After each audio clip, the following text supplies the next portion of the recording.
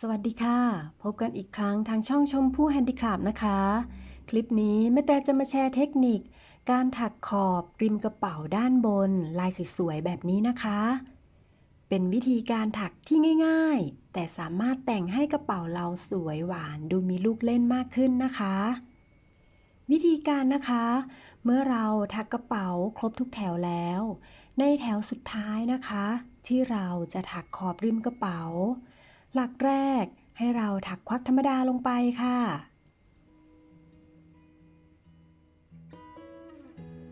ถักควักธรรมดา1ครั้งจากนั้นก็ต่อด้วยการถักโซ่2ครั้งพันเข็มกลับลงมาถัก F หรือถักพอ1คอที่ช่องเดิมนะคะ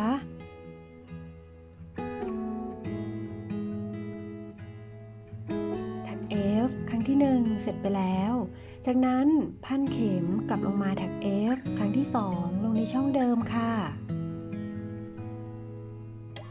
เสร็จ1ลายนะคะจากนั้นเราจะนับข้ามไป2ช่องไปถักซ้ำด้วยลายเดิมในช่องที่3นะคะซึ่งก็คือการถักควักธรรมดา1ครั้งต่อด้วยถักโซ่2ครั้งถัก F ซ้ำในหลักเดิม2ครั้งค่ะ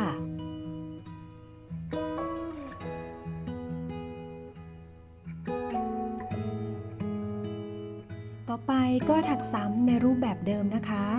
นับข้ามไป2ช่องไปถักลายต่อไปในช่องที่3นะคะริมกระเป๋าลายนี้ถักง่ายมากเลยค่ะแต่เมื่อถักออกมาแล้วลายของริมกระเป๋าทำให้กระเป๋าดูสวยเก๋หวานแหววมากขึ้นนะคะเราก็จะถักซ้ำในรูปแบบนี้วนไปจนครบรอบแถวเลยนะคะ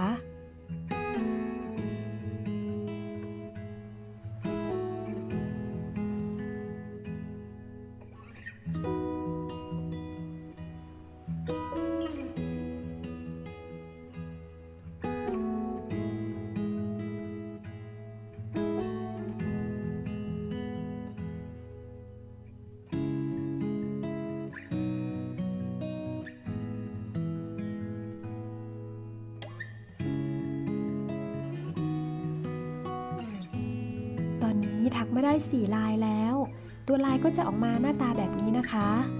ถักไม่ยากเลยแต่ลายออกมาสวยลองไปถักกันดูนะคะเมื่อเราถักวนมาจนครบรอบแถวเดี๋ยวแม่แต่จะแสดงวิธีการจบแถวและวิธีการเก็บปลายใหม่ให้ดูนะคะ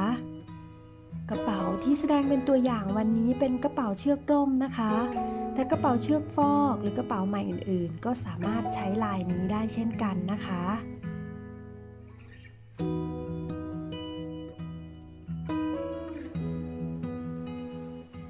ตอนนี้ถักมาจนถึงลายสุดท้ายแล้วนะคะ ต่อไปให้เราถักลดห่วงเพื่อเชื่อมติดแถวนะคะ แทงเข็มลงไปที่ข้างหน้าหลักแรก เกี่ยวไหมดึงมาลอดห่วงนะคะ จากนั้นเราก็ตัดปลายไหมได้เลย แล้วก็เกี่ยวไหมไปเก็บที่ด้านในของตัวกระเป๋านะคะ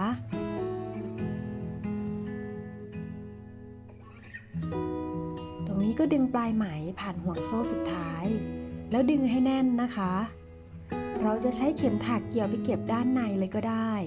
หรือจะใช้เข็มสำหรับร้อยไหมพรมคือเข็มที่ปลายกว้างแบบนี้ร้อยแล้วก็เก็บที่ด้านในก็ได้เหมือนกันนะคะ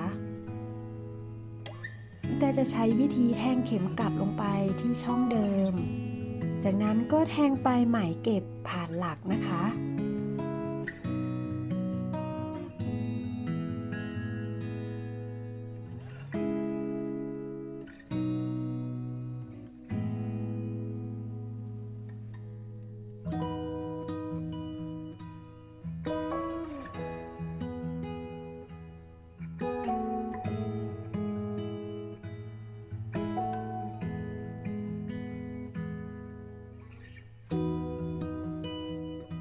ต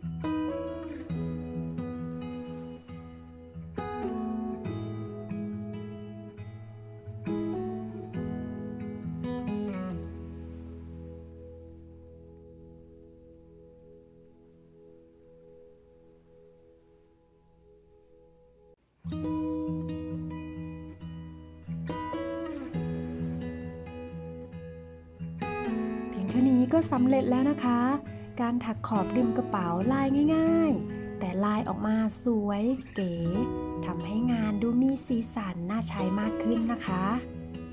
ก็ไปลองถักกันดูนะคะ ถ้าชื่นชอบคลิปนี้อย่าลืมฝากกดไลค์คลิปเพื่อเป็นกำลังใจในการทำคลิปต่อไปให้แม่แต่ด้วยนะคะ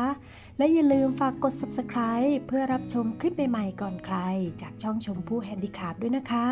เจอกันคลิปหน้าค่ะ สวัสดีค่ะ